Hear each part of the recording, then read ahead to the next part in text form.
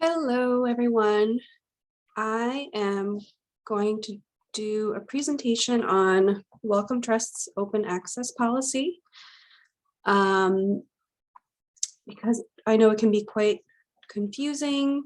So I've done a little overview for everyone, which will hopefully help you as you're trying to navigate choosing a journal submission and then selecting which publication option is the best for you. So, as you probably know, Wellcome Trust, which is a private foundation, is the funder of SALURBAL. And Wellcome Trust is part of what's called Coalition S, which is an initiative to make full and immediate open access to research publications a reality. So their goal is for all research to be, immediately available for use and reuse by everyone upon publication. So a lot of large research funders, including the Gates Foundation, the World Health Organization, and the European Union, among many others, are part of Coalition S. And all of these partners have agreed to Plan S, which took effect on January 1st of 2021. And what that means is that all projects funded by these organizations, when they publish any original research, that research has to be made immediately available publicly and without any embargo upon, the date of publication. And all publications have to have an open license, preferably the Creative Commons attribution license, which I will talk a little bit more about in just a minute. So if you want to take a look at Wellcome's specific policy, the link is there. You can go and read it yourself. But basically their specific version or their specific open access policy dictates that any papers that are original research, original peer-reviewed research articles that they have supported completely or in part have to be made freely available through PubMed Central and Europe PMC by or on the official final publication date, and they have to be published under a CC BY license. So that seems pretty straightforward, but the tricky part comes with the fact that journals often charge for article processing fees and for open access publication. So this table shows different options for complying with Plan S and basically what the funder will or will not pay for. So if you are publishing in a journal that is fully open access, so nothing is behind a paywall, Wellcome Trust will financially support that, and they will pay for the publication fees. If the journal you want to publish in is completely subscription, well, if it's completely subscription, that's out of the question, because that means that every single paper they publish is behind a paywall. So that's not a possibility for us. But if the journal is hybrid and you can pay for open access, but the journal has no intention of becoming fully open access, basically we cannot publish there because Wellcome Trust will not pay and will not financially support open access publication in these journals. The third possibility is if a journal is what they're calling transformative. So the journal has made a commitment to transform from a subscription or hybrid journal to a fully open access journal, and therefore Wellcome Trust will financially support publications in these journals.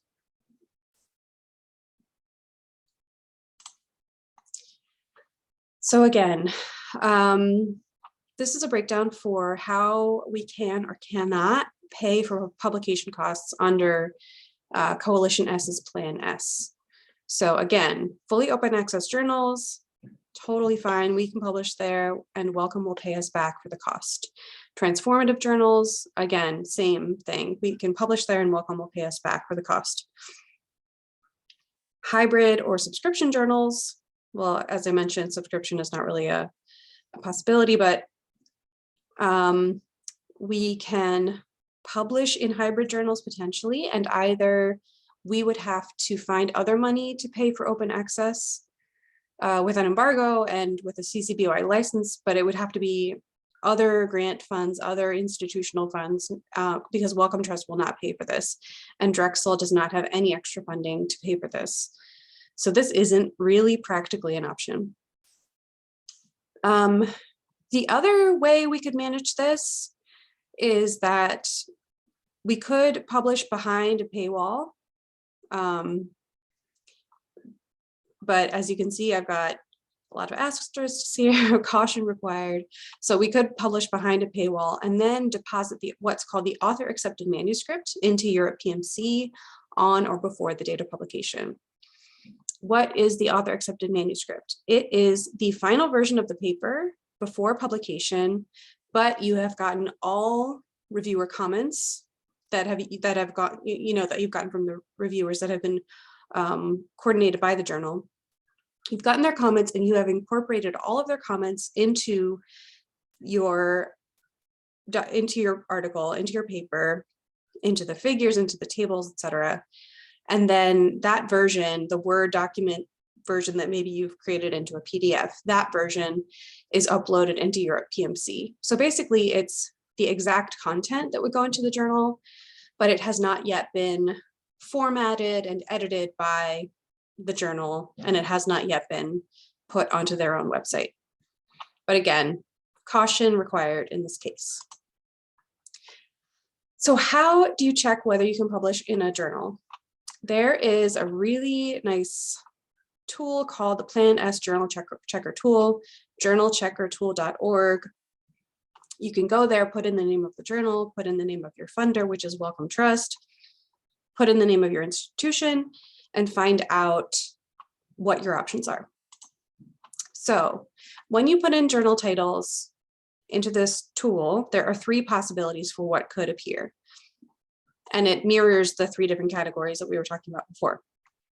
So for example, the International Journal for Environmental Research and Public Health, if you put that into the tool, that's a good result. It's fully open access, so we can pay for this, so you can submit, and if you're accepted, Drexel, as the prime recipient of the grant from Wellcome Trust, will coordinate the payment for that paper. Another example is Social Science and Medicine Journal. That is a transformative journal, so they have committed to transforming to become fully open access, and that means that Wellcome Trust will financially support publication in that journal. So you can submit and we can pay for it and everything is great. But if you put in a journal title such as the American Journal of Public Health and you see this result, compliance through self-archiving using rights retention. This is what I was talking about before, that you would deposit the author accepted manuscript in a repository, and that's how you would comply. But as you can see, again, we can't pay for this. We can't pay for open access publishing. We cannot pay article processing charges, and caution is required. And we're going to talk about why. So if you clicked the caution required, which is actually a link, this is what would come up. So what they say is to be careful because some publishers seek to impose conditions that prevent immediate dissemination of your author accepted manuscript via a repository. You have to check publication terms before submitting a manuscript. Is there an embargo on posting your author accepted manuscript? And can you post your author accepted manuscript with a CC BY license? Really important, do not sign a contract that, like a licensing contract or any agreement with a journal that conflicts with your funder's grant conditions and prevents you from retaining sufficient rights to use your own work. So if you submit to a journal and you're presented with such a contract, they have to amend it, they have to change it so it complies with your funder's rules. You have to request a waiver, like, stating that this policy doesn't apply to you in this case, or you just have to withdraw your paper and you have to submit it elsewhere. So again, compliance through self-archiving using rights retention. To comply with this method, you would submit your paper to a hybrid journal. It's accepted, but we cannot pay for open access publishing. So the idea would be that you would publish that paper in the journal behind a paywall, and then your author accepted manuscript would be uploaded to Europe PMC on or before the date of publication with a CC BY license applied. But caution is required because a lot of journals will not allow you to do this because they will not, because they apply their embargo periods and their licensing rules to your author accepted manuscript.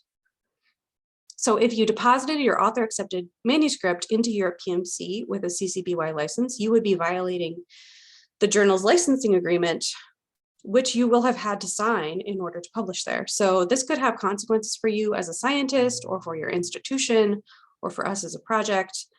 Because the journal, I mean, we're not totally sure what could happen, but the journal could take some kind of action if they see that you have violated their licensing policy. So now we're going to go through some examples of 3 different journals where if you put them into the journal checker tool, this is what pops up, that you can comply through self-archiving using rates retention. So the first example is the American Journal of Public Health. So the only option is self-archiving, like I just mentioned. But again, caution is required, and we need to make sure that the journal would actually allow that. So if you go to the American Journal of Public Health's website and you look at this agreement that you would have to sign if your paper was accepted and they were publishing it. And what it says in the agreement that you would have to sign is that in consideration of the action of the APHA, American Public Health Association, in reviewing and editing the submission, the authors undersigned hereby transfer, assign, or otherwise convey all copyright ownership, including any and all rights incidental thereto, exclusively to the APHA in the event that such work is published by the APHA. So if the American Journal of Public Health publishes your paper, they own it. They own the content, they own the copyright to the content, and there's absolutely no way that you can apply a CC BY license to that content. So on the left-hand side, you can see from the American Journal of Public Health website, instructions on obtaining permission to use the contents of your own paper in various situations. And what it says is that your publication may not be reproduced, distributed, displayed, republished, or transmitted in any form or by any means without the prior written permission of APHA. And adaptation of that material is prohibited. On the right-hand side, you can see by comparison the CC BY license, which if you apply it to anything, that the content of whatever you've applied that license to can be shared without any restriction at all, and it can be adapted, transformed, and built upon. So it allows maximum sharing, maximum reuse. So obviously these 2 policies are, different ways of dealing with licensed material are completely incompatible.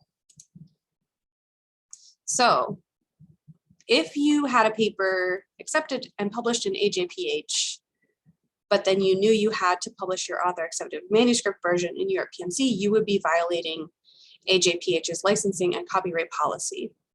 And unfortunately, this is also true of their open access article. So even if we paid for open access, they don't apply a CC BY or open license to those papers either. So we quite literally cannot publish at all in the American Journal of Public Health. Even if, for example, we somehow had other money to pay for open access, we cannot publish there because of this licensing issue, which is very unfortunate. All right, Cities and Health Journal. Another example of, you put this into the journal checker tool, and the only option for compliance is through self-archiving of your author accepted manuscript. So now we have to ask ourselves the questions, would the journal actually allow self-archiving? So let's look at their website and the information that they have for authors. So what do they say about sharing? And keep in mind that we cannot pay for open access here. So what we're assuming is that in this case, the article would be published with the subscription model behind a paywall, and it would be embargoed, and it probably would not have a CC BY license. So for that type of article, how can that be shared? Well, it can be, your author accepted manuscript can be shared on your personal website and on social media, but they still apply embargoes to your author accepted manuscript if you want to deposit it into any kind of a repository. And you can see that their embargo period is 18 months. So an 18-month embargo period applies for the author accepted manuscripts deposit into repositories or networks for any articles published behind their paywall. And we cannot comply with Wellcome Trust's open access policy unless we publish Gold Open Access Option 2, which makes the paper immediately available upon publication and with a CC BY license, but we cannot pay for that probably because Wellcome will not pay for it. So it would be very difficult for us to publish here without violating, basically it would be impossible for us to publish here without violating the Cities and Health Journal or Taylor and Francis embargo period. So again, that could cause repercussions for you as a scientist with the Cities and Health Journal, with Taylor and Francis, their publisher. So basically, it's probably best to just submit your paper somewhere else. Finally, example 3, Proceedings of the National Academy of Sciences. Again, same thing comes up when you put that journal into the checker tool. The only option is self-archiving, but will they allow that? So if we look at their website and look at their open access policy, you can see that they actually have taken into consideration that some scientists are funded by Plan S funders.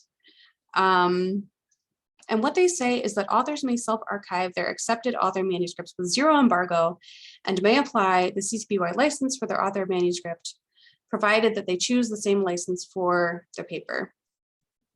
Further, the journal automatically deposits the version of record in PubMed Central for all authors. And on a case-by-case basis, they will waive the fee for the CC BY license if we do not have funds available, and we do not have funds available. So basically, if you wanted to submit there, you would need to reach out to them ahead of time and ask them if they would waive the CC BY fee, because we are funded by a Plan S funder and we do not have other money to pay for their open access CC BY license. So if we reach out to them and they say, yes, we would waive the fee if we accept your paper, then we can submit there and we can publish there. So the bottom line is that if the journal checker tool only lists compliance through self-archiving with rights retention as the only option, you really have to do more research before you submit your paper. You're going to have to go through the journal's website to learn about the copyright and sharing policies. You might have to email them directly, but these cases, it's probably going to be very challenging to figure out a way to publish in these journals and be compliant. So it's honestly, more realistically, it's probably likely you're going to have to submit your paper somewhere else. I did go through, and this is the status as of January 25th, 2022. I went through a list of SALURBAL's favorite journals, the journals that people list the most often as where they want to submit their paper. And as you can see, it's not all bad news. Over in this column on the far right, it says, can you submit? And there are a lot of yeses here, but there are some no's. So it's really important to be careful about where you submit your papers, basically. And some important context for this is that it's a really dynamic situation. It's only, as of right now, it's only been about a year. I'm recording this in February of 2022. And both the funders and the publishers are still navigating this change and making decisions about their path forward. So, a journal right now, maybe they're still deciding what they want to do.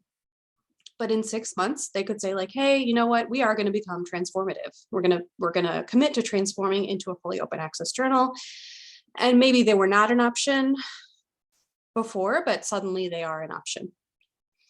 Another example could be that a journal or a publisher has made a commitment to transforming to fully open access, but then they could change their mind for some reason. They could say, you know what, we have decided this is not financially feasible for us. So we're going to maintain our hybrid status. So if a journal is an option now, it's possible that they could become not an option later, especially if they are not already a completely fully open access platform. So it's really important to use the tool, the journal checker tool, every single time you're submitting a paper, just to be totally sure that, even if you submitted a paper somewhere 6 months ago, it could be that they've changed their policies since then. So in summary, not checking whether your selected journal is in compliance before submitting can cause you and SALURBAL problems. We have had several papers published in non-compliant journals or accepted to non-compliant journals, and this has caused us some challenges, some financial challenges and other difficulties. And, we do coordinate the P&P committee centrally, but there's a lot of papers that are being produced by SALURBAL, and it's not possible for us to monitor everything. So we really, really need everyone's help in checking all these details, and also just reaching out and asking a question and not just moving ahead without any guidance if you're not sure about something. So if you want to learn more, know more, you can go and read about Coalition S. There's also a nice directory of open access journals. Again, the journal checker tool is journalcheckertool.org. And there's also this flowchart on the Google site that I made, where you can go step by step to figure out what you need to do to comply with the open access policy. So I think that's all. And again, anytime you have any questions, just email and ask, and we will figure it out. So thank you for watching this.